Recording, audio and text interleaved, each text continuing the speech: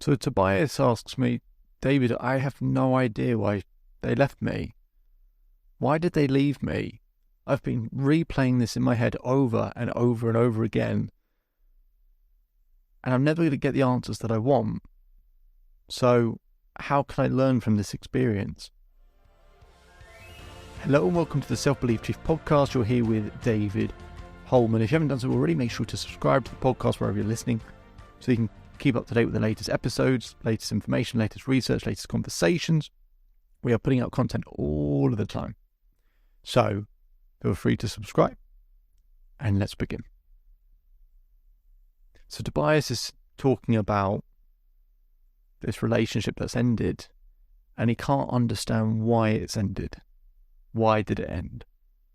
So we do a really simple exercise. It's an exercise that I like, that doesn't fix and solve everything, but really helps. And I know it helps, not only because I've used it with hundreds and hundreds of people, but someone did this with me when I was struggling with heartbreak. And it just opened my eyes and made me rethink relationships in a very different way.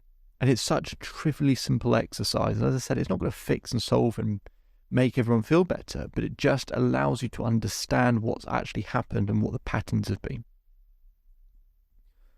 I asked Tobias, what are the 4 things you value most in a relationship? So he thinks about it for a while. He goes, okay, I think it's communication, spontaneity, intimacy, and trust. So it's communication, spontaneity, intimacy, trust. I said, okay. I said, now, I would like you to score how well this other person met each of those 4 values in, let's say, the last 3 months of the relationship. In the last 3 months, if not 6, last part of the relationship, how well did they meet each of those 4 values for you out of 10?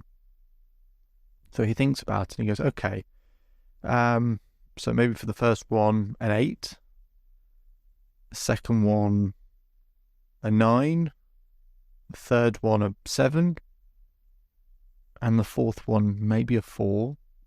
I said, okay. So you had trusted at a 4.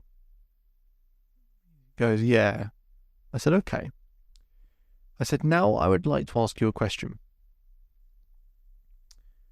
If I asked them what 4 things do they value most in a relationship, what would they tell me? So not what do we think, what would they tell me are the 4 things they value most in a relationship? What do you think they would say? Tobias thinks about it.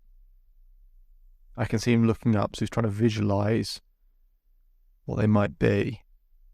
He goes, okay. He said, David, I think it's honesty. I think it's adventure. I think it's positivity. And he said, I think the 4th one is probably, if I had to choose between a few, maybe it's loyalty. I said, okay. I said, now I'd like you to score how well you think you met each of those 4 values in the last part of the relationship out of 10.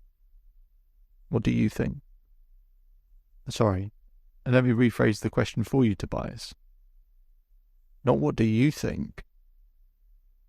What would they say?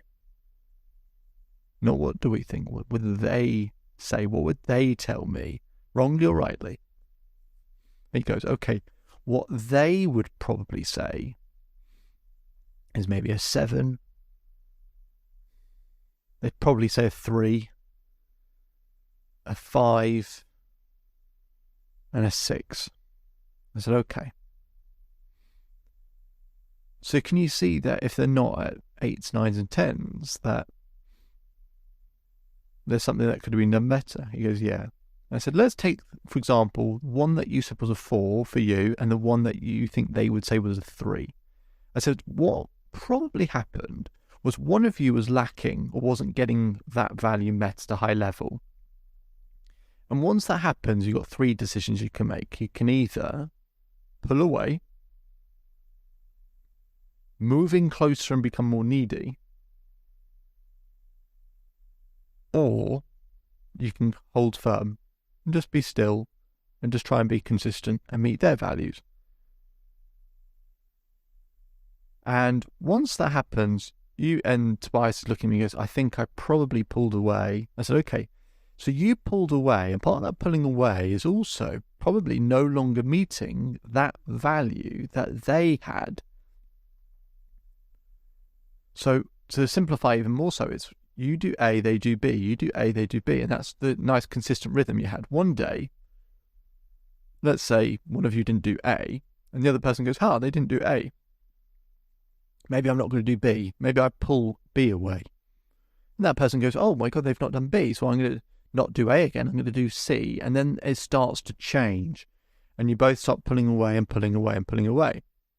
Now that's just in their case, right? For someone else or someone listening right now, it might be that you became too needy to the other person and sort of becoming a bit claustrophobic for them and everything else, and it's not meeting their values. The key part is, if you don't know what the other person values most in a relationship, the default is you'll give them what you value. And you'll think you're doing everything right because you're giving what you would value. So you think you're doing the absolute maximum you can do, you couldn't do any more. And it might be the most that you can do in terms of meeting those values, but they're not the values that the other person wants. So for them, it feels like you're completely missing the target. You don't understand them.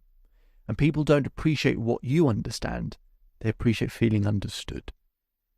So a key thing you can do in any relation going forward is ask them, not the first date with a pen and paper, but after a couple of months, just ask them, what are the 4 things that you really value in a relationship? Write them down, remember them, and then write them down somewhere.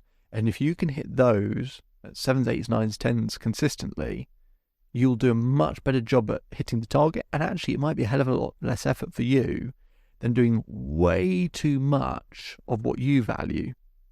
Is just meet what they value. A nice, simple, easy way that you can do consistently to make them happy. It doesn't fix and solve everything, but it certainly makes a big difference. My name is David Holman. If you change today, today will change your life. So enjoy the rest of your day. Enjoy the rest of your life. If you want to learn more, visit the Self Belief Chief website. And I'll speak to you again soon.